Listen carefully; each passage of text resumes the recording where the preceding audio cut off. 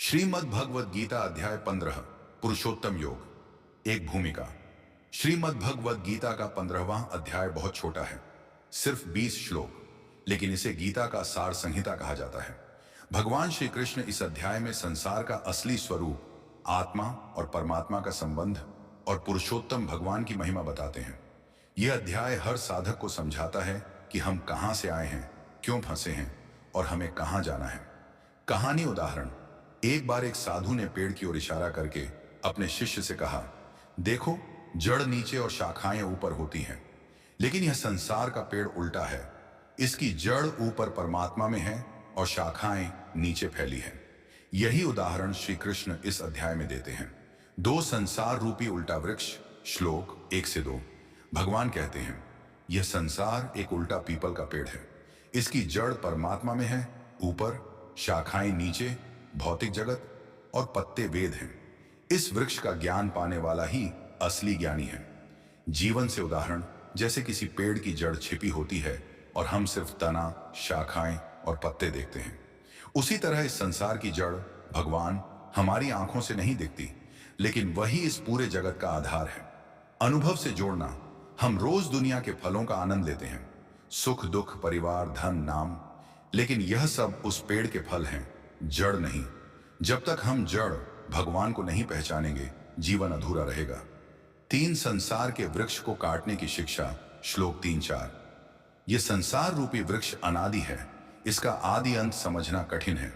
इसे काटने का हथियार है वैराग्य और भक्ति की तलवार। जब कोई इस मोह वृक्ष को काट देता है, तभी वह परम धाम की ओर बढ़ता है। उदाहरण। जैसे कोई बेल पूरे घर को ढंक ले और दीवार टूटने लगे तो उसे काटना पड़ता है, वैसे ही संसार के मोह रूपी बेल को काटना जरूरी है। संदेश। अगर हम अपने भीतर आसक्ति और मोह को नहीं काटते तो हम बार बार जन्म मरण में बंधे रहेंगे। 4 परम धाम का वर्णन। श्लोक 5 से 6।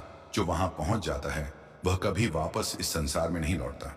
वह धाम सूर्य, चंद्रमा या अग्नि से प्रकाशित नहीं होता, बल्कि स्वयं प्रकाशित है। वही भगवान का परम धाम है, जहां शांति और अमर आनंद है। उदाहरण। सूर्य की रोशनी में दीपक की जरूरत नहीं होती, उसी तरह परम धाम में अलग से प्रकाश की आवश्यकता नहीं है। जीवन संदेश। हम सबका असली घर परम धाम है। संसार में हम केवल यात्री हैं, लेकिन हम यात्री को ही घर मानकर बैठे हैं।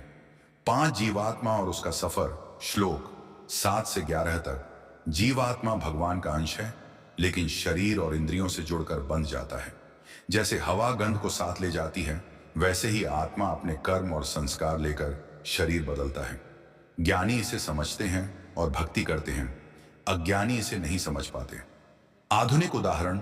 मोबाइल का डेटा क्लाउड में सुरक्षित रहता है, नया मोबाइल लेने पर भी डेटा वहीं से आ जाता है। उसी तरह आत्मा अपने संस्कारों और कर्मों को लेकर नया शरीर पाती है। जीवन से सीख। हमारा वर्तमान जीवन केवल एक पड़ाव है। हमें इस यात्रा के असली गंतव्य, परम धाम तक पहुंचना है।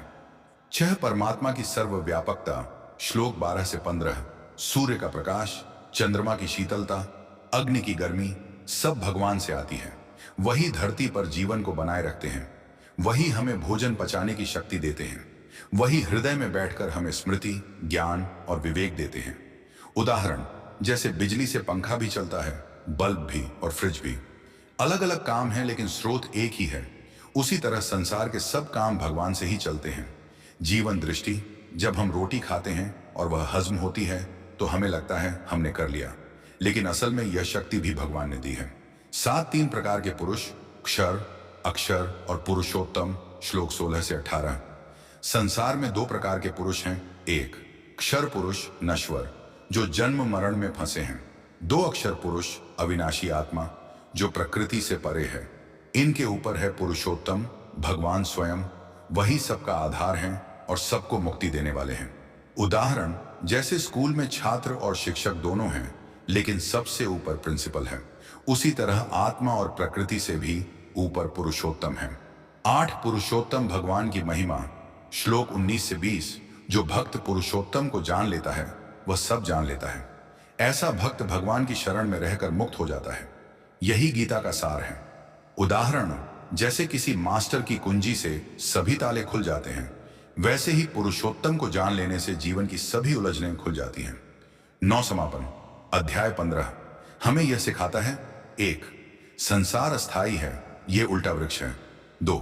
आत्मा परमात्मा का अंश है। 3. पुरुषोत्तम भगवान ही सबके आधार है। 4. मुक्ति का मार्ग केवल भक्ति और शरणागति है। जीवन संदेश: जब हम समझ लेते हैं कि हम यात्री हैं और असली घर भगवान का धाम है, तभी जीवन सफल होता है।